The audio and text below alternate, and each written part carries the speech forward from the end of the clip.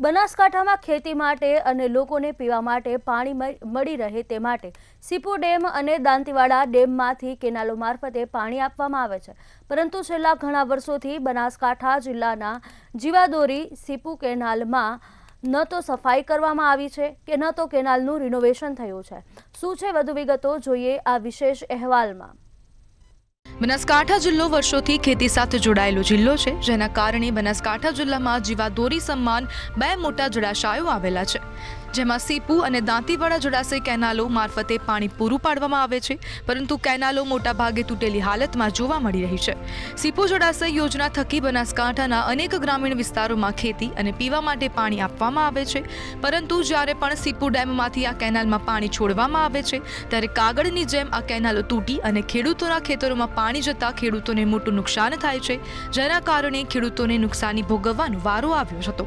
આ સીપુ કેનાલ છે એમાં ઝાડખંડ બીજન ઉજી જશે અને ગાબડે પડી જશે, કોઈ સરકાર ધ્યાન લેતી નથી અને 2017થી તો કોઈ કોમ જ નહીં કર્યું અને એમની નમ્ર વિનંતી છે કે આ તાત્કાલિક કામ ચાલુ કરે। 2017થી મળીને આજ સુધી હજી આ રિપેરિંગ કામ થયું નથી, એટલે વિનંતી છે કે આ રિપેરિંગ કામ કરવું જોઈએ। અને બધું આ સોડાપુરથી હું બોલું છું, આજુબાજુ બધે કેવી છે નહેરોની સ્થિતિ? નહેરોની સ્થિતિ કેવી છે? નહેરોની બહુ ભયંકર છે, બધું તૂટેલી જ પડી છે આખી, એટલે વિનંતી છે સરકારને કે આ બધું કામ કરાવવું જોઈએ એમ। કોન્ટ્રાક્ટર દ્વારા દર વર્ષે ટેન્ડર ભરી સફાઈ અને રિનોવેશન કરવાની વાતો કરવામાં આવે છે, પરંતુ વર્ષ 2017 બાદ આજ દિન સુધી કોઈ જ પ્રકારે સફાઈ કે રિપેરિંગ કામ કરવામાં આવ્યું નથી। અત્યારે જ્યાં પણ નજર કરીએ ત્યાં કેનાલો કાગળની જેમ તૂટેલી જોવા મળી રહી છે અને સાફ સફાઈ વગર બાવળ અને બોડીના મોટા મોટા ઝાડ પણ આ કેનાલોની અંદર ઉગી ગયા છે। આવનારા સમયમાં ચોમાસામાં જો સીપુ ડેમમાં પાણીની મોટા પ્રમાણમાં આવક થાય અને ઉનાળામાં કેનાલોમાં પાણી છોડવામાં આવે તો મોટાભાગના ખેડૂતોને આ કેનાલો તૂટેલી હોવાના કારણે ખેતરોમાં નુકસાન થવાની સંભાવના જોવા મળી રહી છે।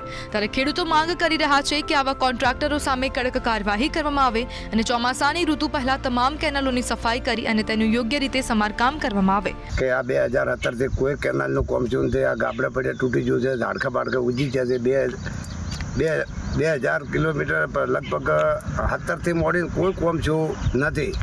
એમના માટે કે સરકારની વિનંતી છે કે તાત્કાલિક કામ કરી જવાનું, કે કેનાલમાં પાણી આવશે તો ગમે એના ખેતરમાં જતું રહે છે, તેના માટે પાણી નથી મળતું કોઈ ચીજ નહીં। બનાસકાંઠા જિલ્લો ખેતી સાથે સંકળાયેલો જિલ્લો છે। બનાસકાંઠાની અંદર જે જીવાદોરી સમાન ગણાતા બે ડેમ આવેલા છે, જેમાં એક દાંતીવાડા ડેમ છે અને સીપુ ડેમ છે।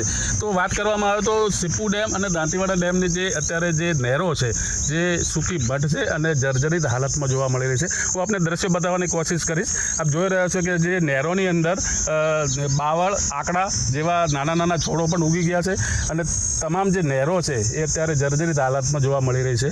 ખાસ કરીને વાત કરવામાં આવે તો અત્યારે જે આગામી ચોમાસું આવી રહ્યું છે એ ચોમાસાને લઈને જો બંને ડેમ ભરાય અને ડેમ ભરાયા પછી જો સિંચાઈ માટે જો પાણી છોડવામાં આવે તો તે પાણી વેડફાવાની સંભાવના છે, જેથી કરીને અત્યારે તો અહીંના સ્થાનિક ખેડૂતો જણાવી રહ્યા છે કે આ જે નહેરો છે એ નહેરોનું તાત્કાલિક ધોરણે સમારકામ કરવામાં આવે તેવી માગ કરી રહ્યા છે। દેવ કાલેટ, મંતવ્ય ન્યૂઝ, બનાસકાંઠા।